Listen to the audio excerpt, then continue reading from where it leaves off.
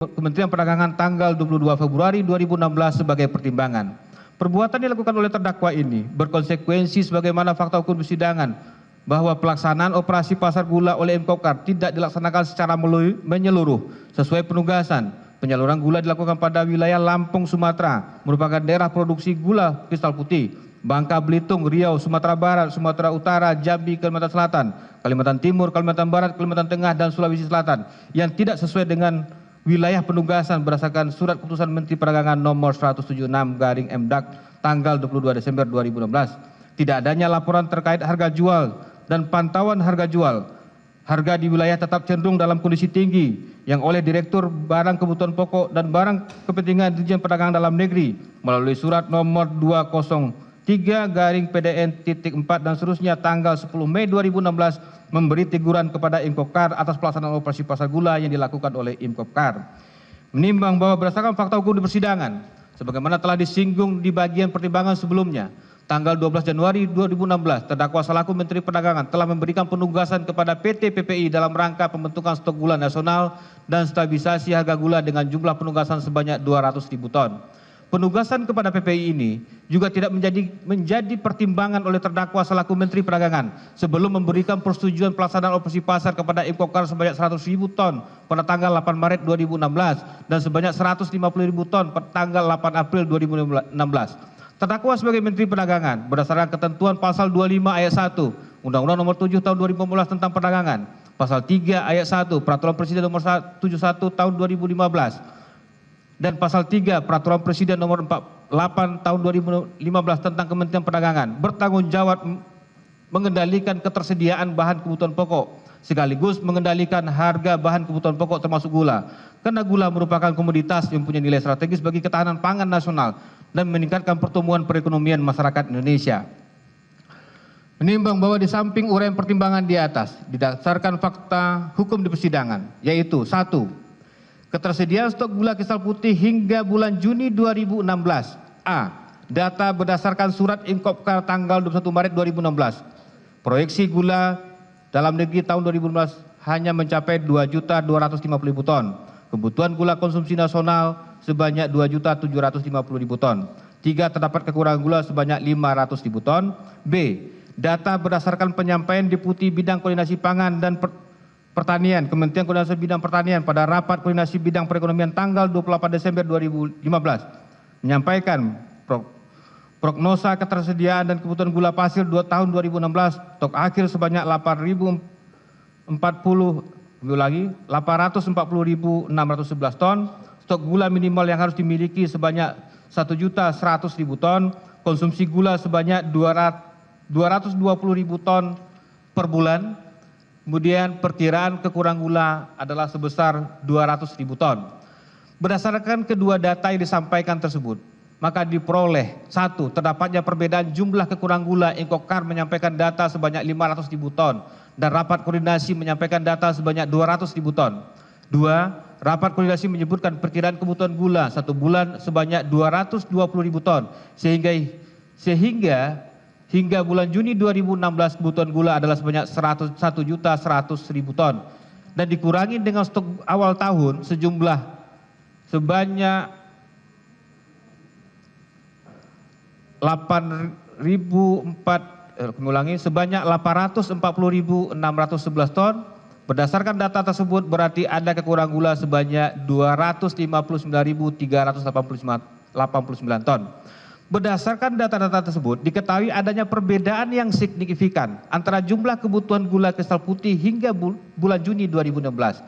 Seharusnya terdakwa selaku Menteri Perdagangan melakukan kajian atau memerintahkan Dirjen Perdagangan Dalam Negeri dalam rangka menjalankan tugas dan tanggung jawab mengendalikan ketersediaan kebutuhan gula dan stabilisasi harga gula hingga bulan Juni 2016 sebelum kemudian memutuskan pemberian persetujuan operasi pasar kepada Imkopkar dan persetujuan importasi gula kepada PT Angel Product tanggal 8 Maret 2016 dan tanggal 8 April 2016 yang jumlah keseluruhan sebanyak 250.000 ton. Jumlah tersebut belum memperhitungkan penyampaian Menteri Pertanian dalam rapat koordinasi bidang perekonomian tanggal 28 Desember 2015 bahwa impor gula kristal putih dapat dilakukan bulog sebanyak 50.000 ton dan penyampaian dari Direktur Utama Bulog bahwa stok gula di Perum Bulog dapat memenuhi kebutuhan sekitar 5% sampai 10%. Dengan menggunakan angka kebutuhan gula sebanyak 1.320.000 ton di atas, maka asumsinya Bulog memiliki stok gula sekitar 66.000 ton sampai dengan 132.000 ton, termasuk belum memperhitungkan penugasan yang telah diberikan kepada PPI tanggal 12 Januari 2016 sebanyak 200.000 ton. 2. Stabilisasi harga gula hingga Juni 2016. Persetujuan pelaksanaan operasi pasar oleh terdakwa kepada Imkopkar tentunya adalah untuk kepentingan stabilisasi harga gula guna memberikan perlindungan kepada seluruh penduduk di wilayah Indonesia sebagai konsumen. Rapat koordinasi bidang perekonomian tanggal 7 Desember 2015 dan tanggal 28 Desember 2015 secara eksplisit tidak ada penyampaian dan pembahasan terkait harga gula kristal putih, baik harga pokok petani, harga eceran tertinggi maupun harga pasar. Sedangkan hasil evaluasi Dirjen Perdagangan Dalam Negeri tanggal 22 Februari 2016 sebagaimana pertimbangan sebelumnya, harga gula operasi pasar Imkopkar dijual dengan harga eceran tertinggi yaitu sejumlah 15.000 per kilogram.